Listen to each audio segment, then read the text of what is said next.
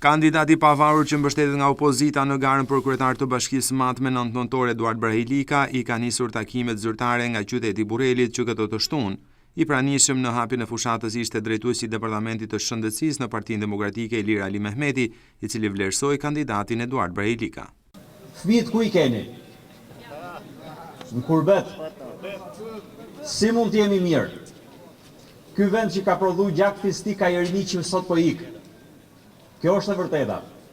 Dashur miq, dashur banor të Matit, dashur qendrësar, nderuar bashkëpunëtar të Shpresës, unë kam privilegj që sot ndodhem mes jush, se kjo trev ka histori, ka karakter, ka dignitet. Kjo tokë ka prodhuar burra të fortë e gra të mençme. Këtu në këtë tokë ka qenë gjithmonë dhe ka lindur shpirti i rezistencës. Këtu në këtë tokë, nga këto malë është dëgjuar gjithmonë zëri i lirisë. Matit unë i njoh njerëzit. Sot është dita ime e parë këtu, po Mati është dhe në Tiranë plot. E sot unë shoh një ditë njerëz, punëtor, krenar, me dignitet. Dhe zoti avokat Eduard Brahilika është një si ju. Ai ju përfaqëson ju me këto vlera. Dhe kjo është arsyeja pse u ndodhem këtu. Se Eduardi nuk është politikan i rastit. Ai është një administrator që vjen nga një karrierë shumë e gjatë të shërbimit të njerëzve. Nuk vjen për të marrë, por vjen për të dhënë. S'vjen për sunduar si ca të tjerë, por vjen për të shërbyer. Sepse ai vjen nga ju, është një nga ju, din dhimbjet tuaj, di çdo hall të çdo familje matjane. Si avokat ai ka luftuar për drejtësinë parë, si qytetar ka qëndruar për parime, dhe si biri i kësaj toke ka mbajtur gjithmonë kokën lart dhe zemrën e hapur për njerëzit. Deputetja Denis Avata kërkoi mbështetjen për kandidatin Eduard Brahilika, i cili sipas saj është alternativa e duhur për të drejtuar Bashkinë e Matit. Ndryshe nga kampi përballë, ne përfaqësohemi me një kandidat dinjitos. Dinjitos në çdo aspekt, jo vetëm në aspektin e qenies si njeri, por dinjitos dhe në atë çka përfaqëson. Eduardi ka një përvojë të gjatë në pushtetin vendor. Ju e dini shumë mirë se eksperjenca e tij që në kohën kur bashkia ishte në drejtimin e zotit Skënder Leshi ka punuar shumë gjatë në atë bashki, por gjithashtu ka shërbyer dhe si drejtor i shërbimit të provës për qarkun Dibër, gjithashtu dhe si drejtor i shërbimit të provës për rrethin Puh. Pra me këtë dua të them, jo vetëm se ka një eksperiencë dhe është një njohës i mirë i ligjit, por është dhe një njohës i mirë i pushtetit lokal. Si që keni parë, tashmë nuk është më sekret, Partia Socialiste në Matë është e përçarë. Kryetarja e grave socialiste sot kandidon e pavarur për shkak se nuk duron më arrogancën e këtij pushteti, nuk duron më imponimin. Ju e dini shumë mirë që kandidati i Partisë Socialiste nuk është kandidati që përfaqëson socialistët, por është një kandidat i zgjedhur nga ish kryebashkiaku për ta patur në shërbim të tij dhe në mënyrë që të marrë të gjithë tenderat korruptiv që ka lënë hapur në Bashkinë e Matit, t'i marrë ai në dorëzim. Por ne dhe demokratët, qytetarët matjan dhe çdo kush, çdo njeri që sot është në opozit kundra këtij regjimi, kundra kësaj arrogance, jam e bindur që do mbështesi avokatin Eduard Brahilika. Keni një mik, një shok, një dashamir, për këtë arrogancë të paprecedent, jam e bindur se do bëni maksimumin që në krye të Bashkisë Matë të jetë një njeri si avokat Eduard Brahilika. Kur erdhi Agron Malaj në 2019, unë tha e tun vetë kumonën. Një pyetje kam, kush ja tun kumonën Altin Bonjit? Kush ja tun kumonën? Pse qytetarët duhet votojnë një njeri kukull në zyrën e Bashkisë Matë dhe ta kapin veshin mrapsh, ndërkohë që duhet votojnë një kandidat si Eduardi. E theksova në krye të herës. Ne jemi pro familjes, ne respektojmë familjen. Po votuat një kandidat që i ka këto parime, sigurisht që edhe familja e përbashkët, Bashkia Matë, do jetë akoma më mirë, do jetë akoma më në shërbim të qytetarëve. Ne sot, jo më kohë zgjodhëm ta bënim të takim në këtë shesh. Ky është një shesh korruptiv. Ne nuk ja marrim në dorëzim këtë shesh. Ky është sheshi që ka bllokuar të gjithë bizneset e qendrës. Ky është sheshi që ka bllokuar të gjithë banorët e qendrës. S'kan ku të parkojnë. Bizneset po ju po ju bie puna çdo ditë më shumë. Dhe ta dini qytetarë të dashur, që ne këto shesh do ta hapim, do ta lirojmë. Mbështesni avokatin, kërkoni votun për avokatin, sepse do jetë faqa e bardhë e Bashkisë Matit. Ndërkohë, kandidati Eduard Brahilika shpalosi programin e tij për drejtimin e Bashkisë Mat në periudhën në vazhdim nëse do të zgjidhet në krye të kësaj bashkie, duke u fokusuar në zhvillimin e turizmit, infrastrukturës dhe ekonomisë. Unë vi sot para jush, jo me fjalë boshe, por me bindjen se Matit i duhet një drejtim i ri, një drejtim që respekton vlerat, që mbron familjen, që forcon ekonominë lokale dhe që trajton njeriu në ndershëm si pasurinë më të madhe kësaj treve. Ne jemi njerëz që besojmë në punën e ndershme, në traditën, në besën dhe në dignitetin tonë. Këta janë themelët mbi të cilat do të ngrihet programi ynë për vitet e ardhshme. Spari, do t'i rikthejmë bashkinë besimin tek bashkia. Bashkia do t'jetë shtëpia e qytetarëve, jo interesave të kryetarit dhe një grushti të ngushtë njerëz rreth tij. Do të ketë transparencë, llogaridhënie dhe respekt për çdo qytetar dhe taksapagues. Asnjë projekt nuk do të bëhet me errësirë, asnjë vendim nuk do të merret pa djenin dhe me konsultimin për publikun. Styti, do të vendosim punën në qendrën veprimtarisë tonë të përditshme. Do të nxisim sipërmarrjen vendase, bujqësinë, bletarinë dhe turizmin malor, pasuritë e vërteta të Matit. Ne nuk duam që të rinjtë tanë të largohen, duam që të kenë arsye të qëndrojnë, të punojnë, të ndërtojnë tu jetën e tyre dhe bashkërisht të kthejnë qytetit tonë një atraksion të dëshiruar për gjithëve. Streti, do të forcojmë familjen dhe komunitetin, do të investojmë në shkolla, në shërbime sociale dhe në infrastrukturë që e bën jetën më të lehtë për prindrit dhe më sigurt për fëmijët tanë. Sepse zhvillimi nuk është vetëm ekonomi, është kujdes për njeriu. S'ka të tillë.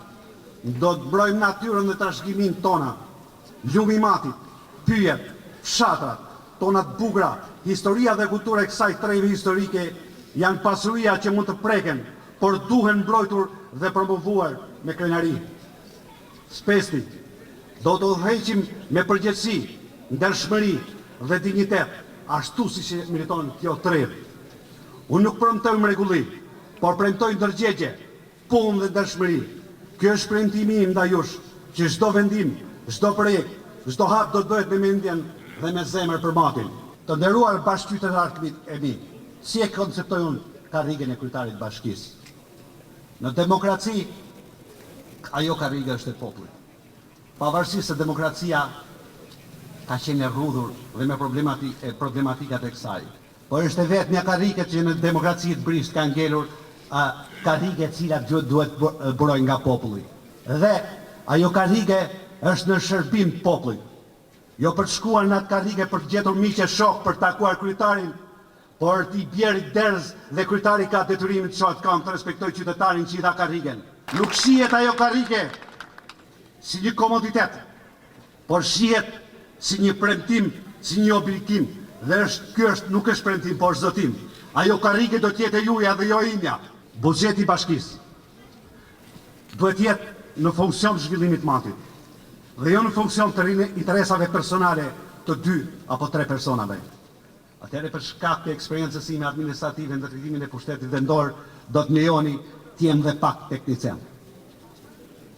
Buxheti i bashkisë përbëhet nga 2 zëra ekonomik, nga grandi që vjen nga qeveria dhe nga të ardhurat që vijnë nga taksat dhe tarifat vendore.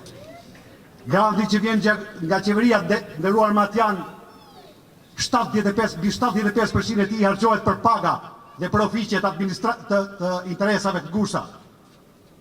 Dhe ato lekë që shon qeveria për numër popullsie në mat shpërndahen vetëm për paga. E për çfarë pagash? Për paga drejtorësh për 2 milion lekë. Ndërsa i punëtori mund marrjes rropat e gjithë ditën rrugëve për 400.000 lekë vjeta. Diferenca e pagës, imagjinoni se ku jemi. Prandaj gjithsecili për jush duhet jetë i vëmendshëm me datna. Duhet jetë për që të buxheti i bashkisë të jetë buxheti i familjeve tuaja dhe jo buxheti i interesave personale. Taksat dhe tarifat vendore. Sot Bashkia Mat, qytetarët e Bashkisë Mat tarifohet një lloj si Bashkia Tiranë. Sepse është marrë me copy-paste nga Bashkia e Tiranës taksat dhe tarifat vendore. E di çfarë pagun ju sot? Pagun Macullani tarif pastrimi. Pagun Idriana si tarif pastrimi. Njësia administrative Rukaj paguan tarif pastrimi. Njësia administrative Komsi paguan tarif pastrimi. Njësia administrative Lis paguan tarif pastrimi. Bazë dhe ullës. E pastrim s'ka. Fondi pastrimi 220 milion lek vjetra. Tarifohet dhe mblidhen të ardhura 550 milion lek vjetra. A nuk është taksimi pa drejt ky? Pra shërbimi që të ofron 220 dhe takson popullin 550. Ku shkojnë të fonde? Ku shkojnë të para? Kemi tarifin e mirëmbajtjes infrastrukturës rrugore. Nderuar qytetarë, ne pagujmë taksën e rrugës tek çmimi i karburantit.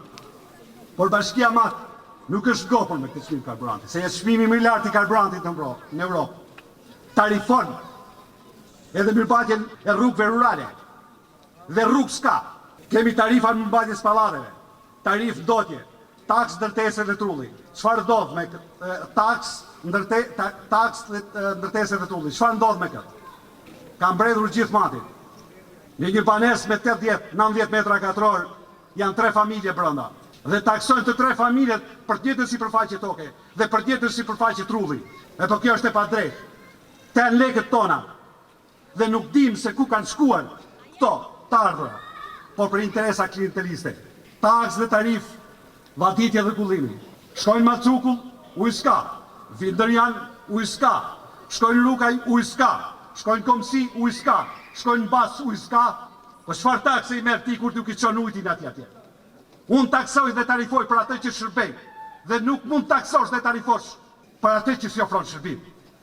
E po kjo është bashkia. E po kjo është karrika e kryetarit bashkisë.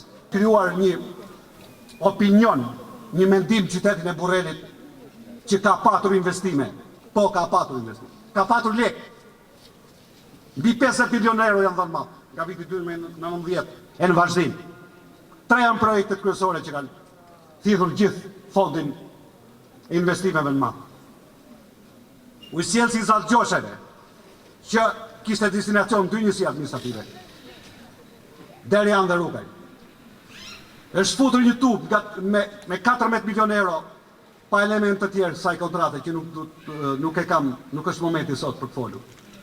14 milion euro. Dhe është futur një tub qafshën kollit dhe është futur në basenin e Lisit për të rritur numrin e popullsisë për të kryer projektin. Ndërsa aty ku ishte destinacioni, nuk kam asgjë mbesoni. Mbesoni qytetarët bashkisë Mat, nuk kam asgjë kundër investimet. Investimet janë zhvillim. Por në raport me atë çfarë ti investon, duhet ta shohësh atë të mirën nga investimit e qytetarit. Dhe është futur një tub qafshën kolli dhe ka shkuar tek baseni i Lisit për të rritur fondin limit dhe për të lënë gjithë territorin e Matit pa ujë, pishëm, që e trumpetoj si arritjen më të madhe të tyre. Unë shkoj në Lis e ujë s'ka, unë shkoj në Ndërjan e ujë s'ka, ujë pishëm, unë shkoj në Rukaj e ujë s'ka. E për kush është investimi Maramens, 12 milion euro nga Krojdungut deri tek kantierin ndërtimit, për punimi i urave të bardha e të zeza. Jam pro investimeve. Kush e ka bërë këtë investim? 52 e laljerit, këtë 313. Investimi në këtë shesh. A ka një matjan të atje se sa është fondi i këtij investimi? Të prishish pllaka të reja, e të vesh pllaka të reja. Dhe asnjëri për jush nuk e di se sa është fondi i këtij investimi. Dalin ortamojnë edhe për sedër, se jeni një matjan gjithë. Dalin dhe ta thotë se ky shesh ka bërë kaq lek. Se në fund ditës atë janë lekët tona. Në konceptin e tyre për të zhvilluar Matin është ky. Të heqish pllaka në shesh e të vesh pllaka në shesh. Ndërsa u kam një qasje krejt tjetër. Të zhvillosh Matin duhet të investosh në 3 sektor kryesor. Dhe të ruash vlerat që ke. Ato vlerat që pak i kanë në kombin e shqiptarëve. Dhe kush janë investimet dhe prioritetet kryesore që të zhvillosh Matin. Të zhvillosh turizmin Mat, nuk zhvillohet turizmin Mat duke ndërtuar pllaka këtu. Turizmin Mat zhvillohet duke dhënë prioritet rrugës Çafstamës, duke asfaltuar, duke lobuar këtë donatorë dhe qeveria shqiptare dhe këtë gjithë aktorët për të ndërtuar dhe për të futur në parkun kombëtar të Çafstamës atë bukurinë natyrore që na ka dhënë Zoti. duke lobuar tek donator, tek qeveria shqiptare dhe kushdo qoftë tjetër, duke investuar në parkun kombëtar Gjallë Gjoshajve, që është në gjendjen e vitit 33 kur ndërtoi Ahmet Zogu, duke i dhënë prioritet lukinës Sulxës, e kështu zhvillohet turizmi në Mat. A më thoni ju mu në bashkinë Mat, a ka një investim për ndërtimin e një bujtine? Zero. Të gjithë bashkitë Republika kanë marrë investime. Por investime në bujtina në bashkinë Mat janë zero. Nuk zhvillohet turizmi në Mat kështu. Të investosh në bujqësi dhe në dektori. Me besoni si janë zero investimet në bujqësi dhe në dektori. Qyteti Burrelit është qytet konsumi, qytet që nuk ka industri.